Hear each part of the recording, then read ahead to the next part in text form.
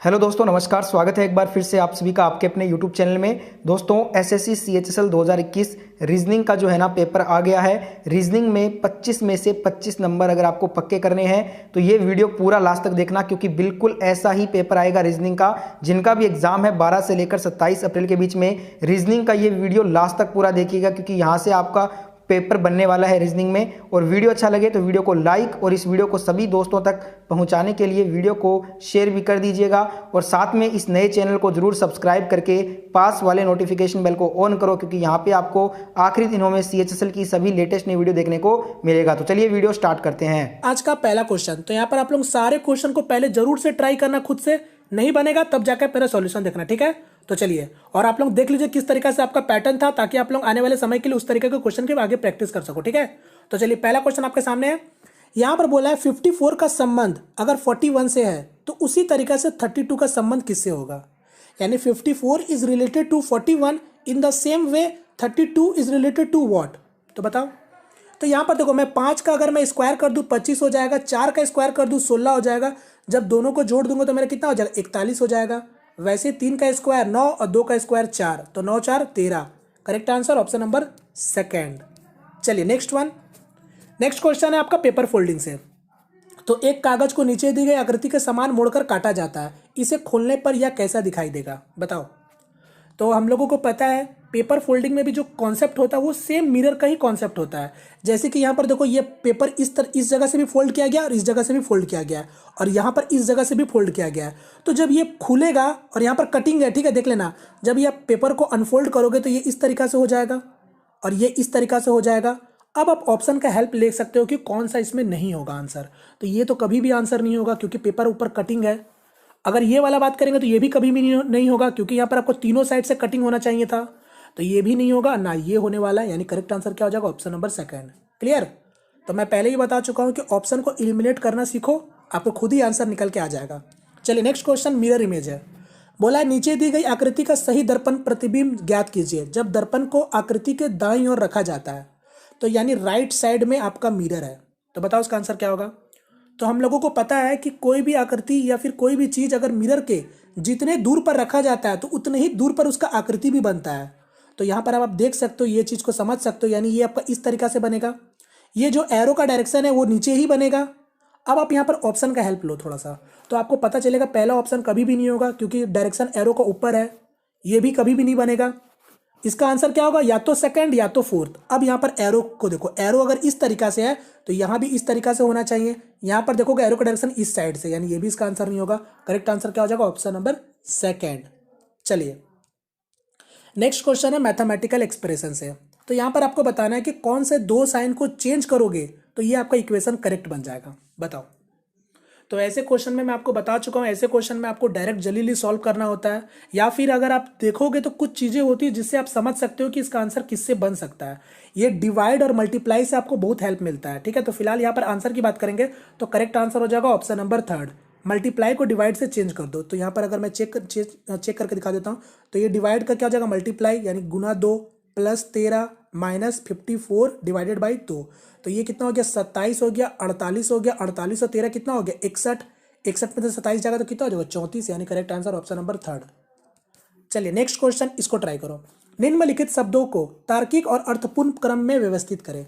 तो arrange the following word in the logical and meaningful order. तो यहाँ पर आपको दे रखा है, और ये देखो ये हिंदी में भी है और इंग्लिश में भी। यहाँ पर आपको एक लॉजिकल और मीनिंगफुल ऑर्डर में इसको अरेंज करना है, ठीक है। तो promotion, application, job appointment, written test और मेरिट लिस्ट। तो सबसे पहले क्या होता है, एप्लीकेशन फिल करते हो, ठीक है।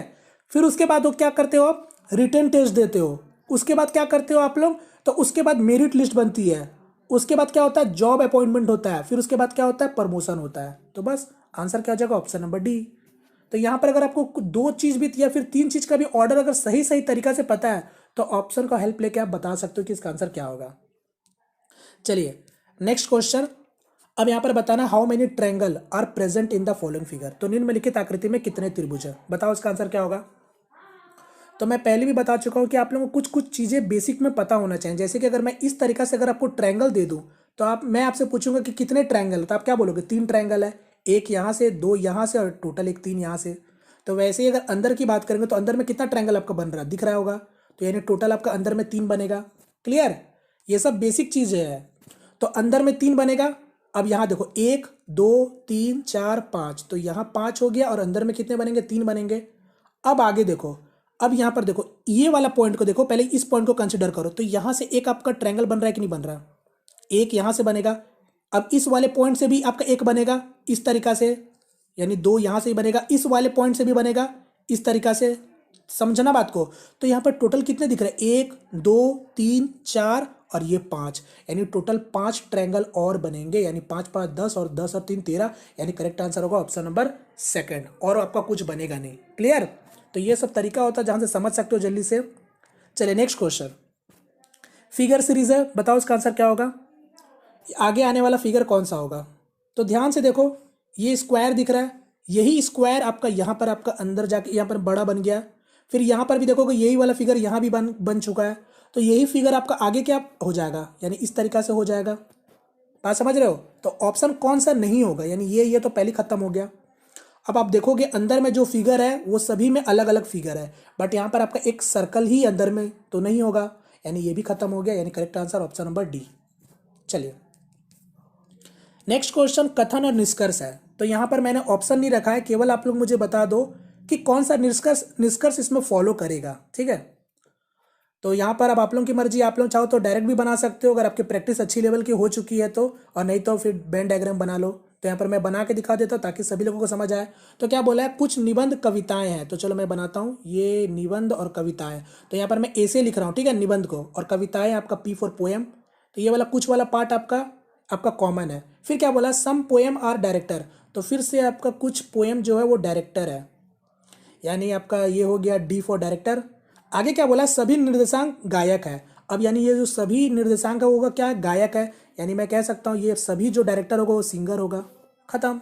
अब क्या पूछा, पहला बोला है कि कुछ निर्देशांक कविताएं हैं, तो ऑफ कोर्स होंगे, क्योंकि यही तो आपका स्टेटमेंट बोला गया था, कुछ कविताएं निर्देशांक है, तो ये तो फॉलो करेगा ही करेगा, साफ साफ दिख रहा है। नेक्स्ट क्या बोला है, कुछ गायक निबंध है।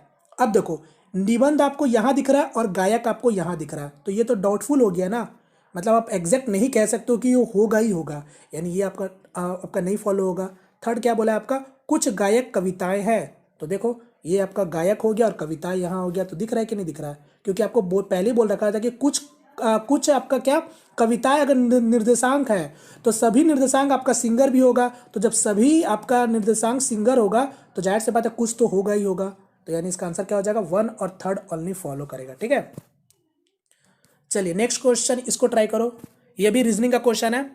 राहुल के पास 2 रुपए के नोट, 5 रुपए के नोट और 10 रुपए के नोट के कुल 340 रुपए है। प्रत्येक मूल्य वर्ग के नोटों की संख्या बराबर है, तो राहुल के पास कुल कितने नोट है बताओ। तो टोटल उसके पास इक्वल नंबर में नोट है, तो मैं मान लेता हूं कि x के नोट है, तो 2 रुपए के अगर नोट होंगे टोटल तो कितने रुपए बनेंगे, 2x बनेंगे, प्लस 5x बनेंगे, प्लस 10x बनेंगे, और ये कितने रुपए का बराबर है, 340 के बराबर है। तो यहाँ टोटल कितने हो गए, 17x 340 के बराबर। तो x का वैल्यू क्या आ गया, 20 आ गया, यानी जो तीनों नोट की संख्या होगी वो 20-20 करके होगी। तो आपसे क्या पूछा, टोटल नंबर ऑफ नोट, यानी 60, करेक्ट आंसर सेकंड। चलिए नेक्स्ट क्वेश्चन, नंबर सीरीज का क्वेश्चन है, बताओ उसका आंसर क्या होगा।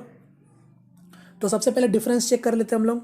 तो 5 से 9 हो गया, यानी 4 का डिफरेंस। 9 से 18 हो गया, 9 का डिफरेंस। 18 से 43 हो गया, तो कितना का डिफरेंस दिख रहा है, 25 का डिफरेंस। अब आपको कुछ समझ आ रहा है, ये चीज देखते भी चलना।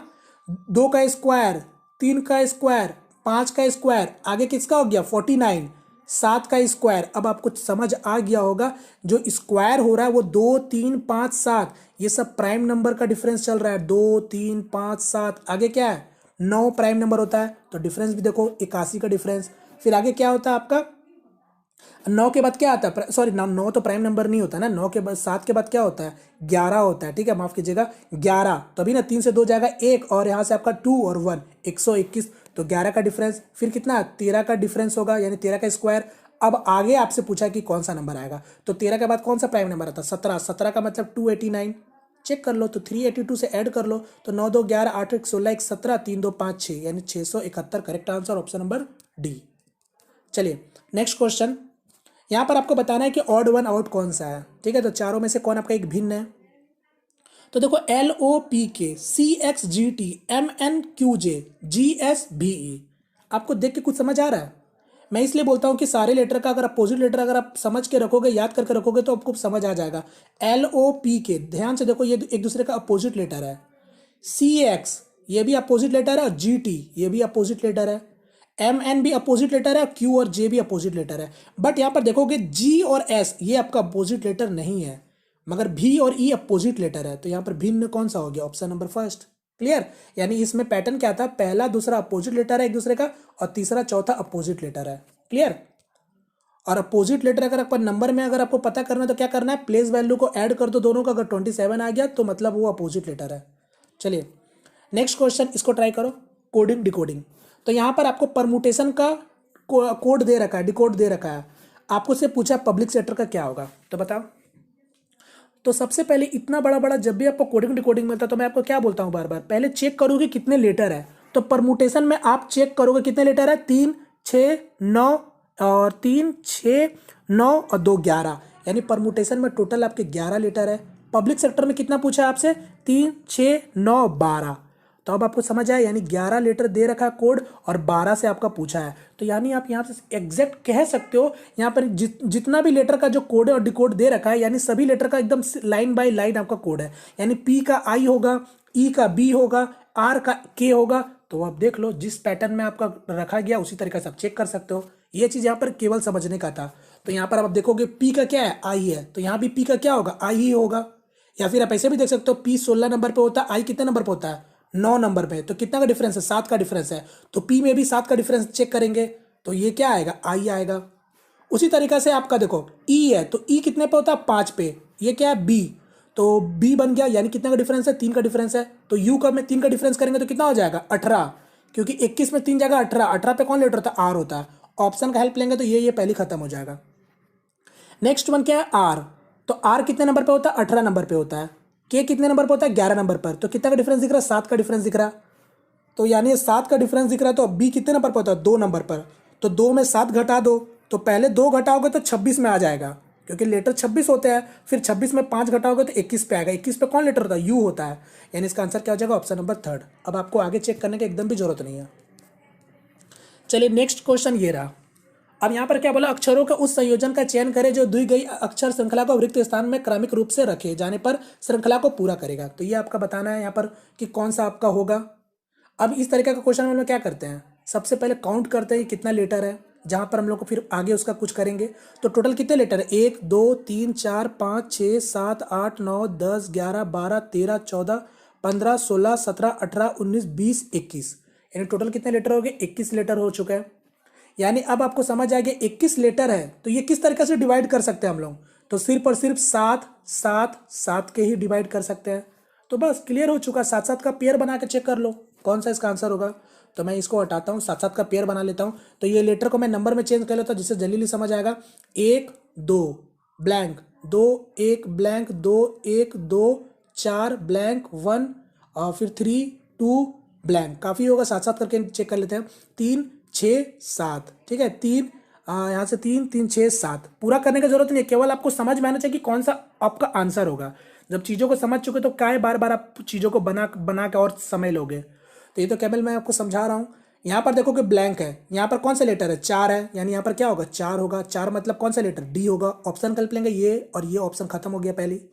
उसके बाद यहाँ पर कौन सा लेटर होगा? देखो 3 आपको दिख रहा है, 3 पे कौन लेटर होता है? यानी यहाँ पर 3 होगा तो 3 पे सी लेटर होता है।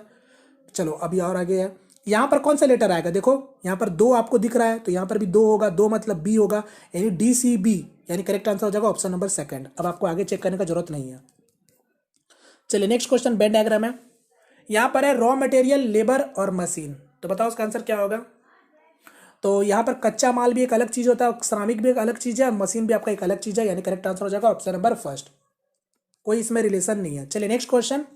अब नेक्स्ट क्वेश्चन ब्लड रिलेशन का क्वेश्चन है, तो ट्राई करो, बताओ उसका आंसर क्या होगा। क्वेश्चन में क्या बोला? 5 सदस्यों वाले एक परिवार में एक्स वाई की बहन है, ठीक है।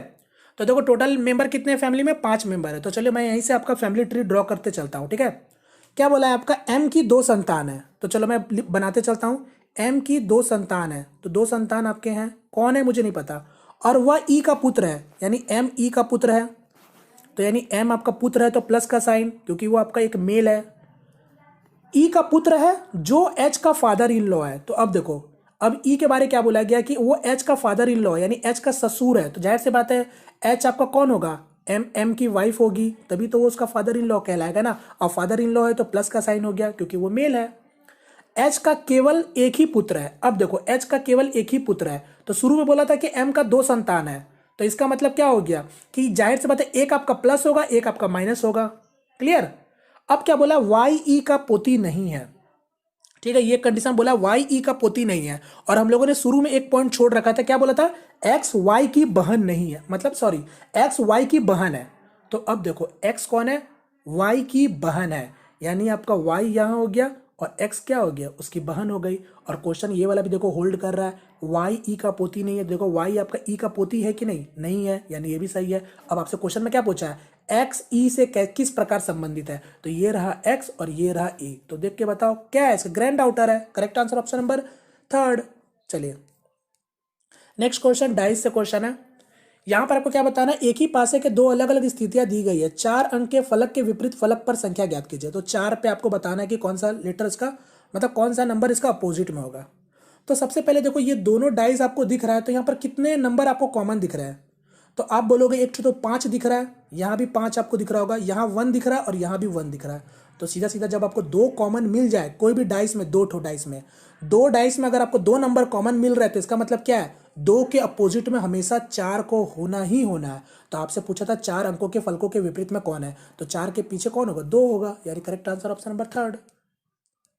सिंगल कॉमन होता है तो फिर क्लॉक वाइज वाला चेक करते हैं हम लोग। चलिए नेक्स्ट क्वेश्चन, यहां पर बोला है कार्डियोलॉजिस्ट जिस प्रकार हृदय से संबंधित है तो उसी प्रकार कायरोप्रैक्टर डैश से संबंधित है।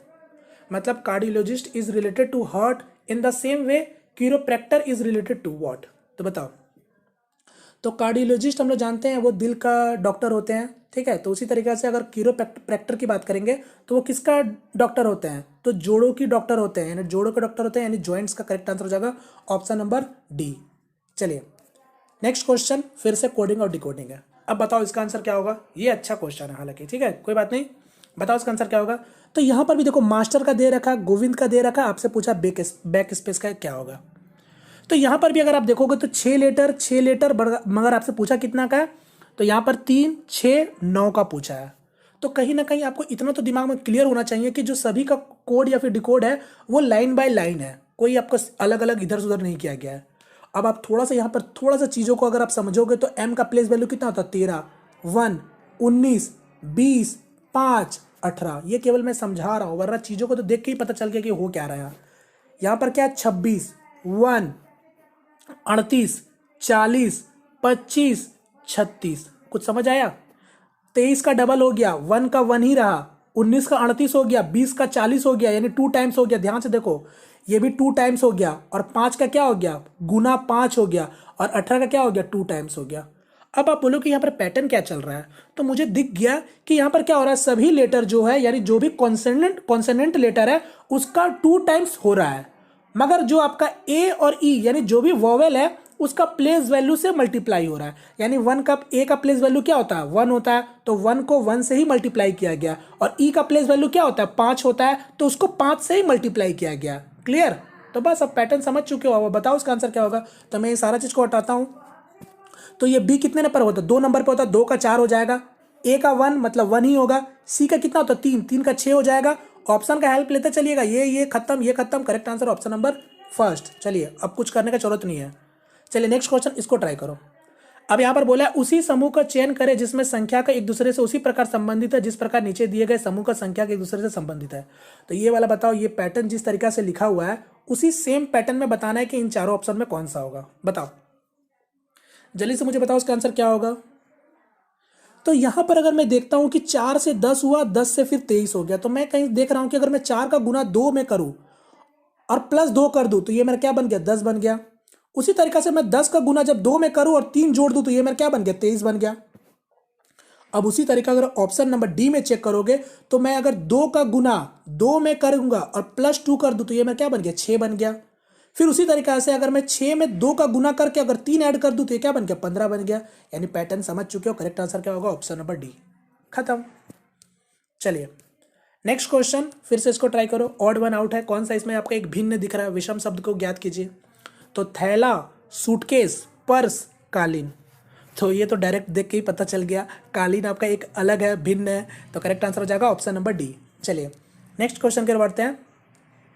ये आपका नेक्स्ट क्वेश्चन है, उस विकल्प का चयन कीजिए जिसमें दी गई आकृति निहित है। तो ये आपका हिडन फिगर वाला है, ये आपका क्वेश्चन फिगर है, जैसे कि आपको दिख रहा होगा इतना बड़ा सा। आपको बताना है कि कौन सा इसमें से आपका हिडन में, मतलब इसी ऑप्शन में कौन सा आपका एक छिपा हुआ है उसमें। तो देख के ध्यान से मुझे बताओ इसका आंसर क्या होगा। तो बड़ी ध्यान से अगर ऑप्शन को एलिमिनेट करने निकलोगे तो आपको आंसर खुद पता चलेगा। ये डी कभी नहीं होगा, क्योंकि यहाँ पर आप देखो ये इस तरीका से क्रॉस उसको दिया नहीं गया है। बट इसका आंसर ऑप्शन नंबर थर्ड में आपको साफ साफ दिख रहा होगा। मैं अगर इसको थोड़ा सा ये कर दूँ तो इस तरीका से आपको ये दिख रहा होगा। दिख रहा है कि नहीं दिख रहा है? ये इस तरीका से ये आपका बना हुआ है, यानी इसका आंसर क्या हो जाएगा? ऑप्शन नंबर थर्ड हो जाएगा। क्लियर? बाकी सेकंड में भी नहीं है ना तो आपका फर्स्ट में, तो correct answer option number third. चलिए नेक्स्ट क्वेश्चन, इसको ट्राई करो। मार्केट का संबंध अगर इस तरीका से लिखा गया, या फिर मार्केट को अगर इस तरीका से लिखा गया, तो आपको बताना है थर्मो को किस तरीका से लिखा जाएगा। तो देखते हैं टोटल आपका कितने कितने, 6 है, तो चलो कोई बात नहीं, देखते हैं। तो एम मतलब 13, ए का मतलब क्या होता है 1, 18, के 11, ई 5, 20, आई का मतलब 9, ई का मतलब 5, ओ का मतलब 15। तो चलो इतना काफ़ी होगा ना, इतने से चेक करते हैं। तो 13 से 9 हो रहा है, तो मतलब क्या हो रहा है? -4 घट रहा है। तो टी टी मतलब कितना? 20, 20 में से 4 जाएगा 16, 16 मतलब पी, यानी ये खत्म हो गया ऑप्शन पहले ही। क्लियर? 1 से क्या हो गया? 5 हो गया, यानी 4 ऐड हुआ है। तो एच में अगर मैं 4 ऐड करूं, यानी 8 में 4 ऐड करूं तो 12 होगा, 12 मतलब एल। तो चलो यानी आपका अभी भी ठीका हुआ है, ठीक है। थर्ड में क्या है आपका? 18 से 15 हो गया, यानी इसमें फिर से 3 घटा है। तो अब मैं मुझे क्या करूंगा? ई मतलब क्या? 5, 5 में 3 घटेगा, क्या हो जाएगा? बी हो जाएगा। 2 होगा, 2 पे बी होता है ना, यानी करेक्ट आंसर हो जाएगा ऑप्शन नंबर फर्स्ट। तो इसका आंसर हो जाएगा ऑप्शन नंबर फर्स्ट। तो यहाँ पर पैटर्न समझ आ गया होगा, हालांकि पहले -4 फिर +4 फिर -3 +3 इस तरीके से घट रहा था। तो correct answer option number first, ठीक है। चलिए नेक्स्ट क्वेश्चन ये रहा। अब यहाँ पर क्या बोला है कि इसमें से फिर आपको उस संख्या का चयन कीजिए जो शेष 3 संख्याओं से भिन्न है। अब ये क्वेश्चन आप लोगों के लिए, चलो मैं होमवर्क क्वेश्चन देता हूँ, आप लोग मुझे इसका आंसर कमेंट करके बताना, ठीक है। इसका आंसर क्या होगा, देखते हैं किसका आंसर आता है, बताना। चलिए नेक्स्ट क्वेश्चन की ओर बढ़ते हैं फिलहाल। नेक्स्ट क्वेश्चन बोला है, उस समूह का चयन करें जिसमें संख्या एक दूसरे का उसी प्रकार संबंधित जिस प्रकार नीचे दिए गए समूह में संख्या एक दूसरे से संबंधित है। तो फिर उसी तरह का बताना है 5, 2, 3, ये जिस तरीका से आपका पैटर्न है उसी सेम पैटर्न में बताना है कि इन चारों ऑप्शन में कौन सा सेम पैटर्न पर है। तो बताओ इसका आंसर क्या होगा जल्दी से। तो यहां पर देखो 5 है, 2 है और 30 है। तो मैं 5 का स्क्वायर करूंगा तो 25, 2 का स्क्वायर करूंगा तो 4, और ये दोनों को जोड़ूंगा तो क्या बन गया? 29, 29 में 1 ऐड कर दे रहा हूं तो मेरा क्या बन गया? 30 बन गया। क्लियर? उसी तरीका से अगर मैं 7 का स्क्वायर करूं, ऑप्शन नंबर डी देखो, 7 का स्क्वायर करूं 49, 8 का स्क्वायर करूं 64, दोनों को जोड़ूंगा तो कितना हो जाएगा? 113, 113 में 1 ऐड करेंगे तो क्या हो गया? 114, यानी करेक्ट आंसर हो जाएगा ऑप्शन नंबर डी। खत्म। चलिए नेक्स्ट क्वेश्चन, और मेरा आज का लास्ट क्वेश्चन जो कि आप लोगों के सामने है, इसको भी ट्राई करो। क्या बोला है आपको? अगर तिल्ली का संबंध अगर पहिया से है, ठीक है, यानी स्पोक का संबंध अगर आपका व्हील से है, तो उसी पैटर्न में आपको बताना है कि कौन सा आपका उसी से रिलेटेड होगा इन ऑप्शनों में से, जिस तरीका से है। तो हम लोगों को पता है तिल्ली यानी स्पोक, तो स्पोक मतलब जो पहिया बनते हैं वो सारे स्पोक से ही मिलके आपका क्या बनते हैं? एक पहिया बनते हैं। तो यहाँ पर आप समझ सकते हो यह क्या वर्ड और सेंटेंस है, यानी आपके सारे शब्द को, मतलब ज्यादा शब्द मिला के क्या बनते हैं? एक वाक्य बनते हैं, यानी सेंटेंस बनते हैं। यानी करेक्ट आंसर क्या हो जाएगा? Option number first. क्लियर? तो चलिए, तो इसी के साथ फिर आज का ये क्वेश्चन का सेट पूरा खत्म होता है, और आपका नहीं है ना? चलो ठीक है, चलो यही मेरा लास्ट क्वेश्चन था। ये मेरा टोटल 25 नंबर क्वेश्चन है। तो उम्मीद करता हूँ फ्रेंड्स आपको आज का सेशन पसंद आया होगा। पसंद आया तो प्लीज़ वीडियो को लाइक करके अपना सपोर्ट जरूर दिखाइएगा।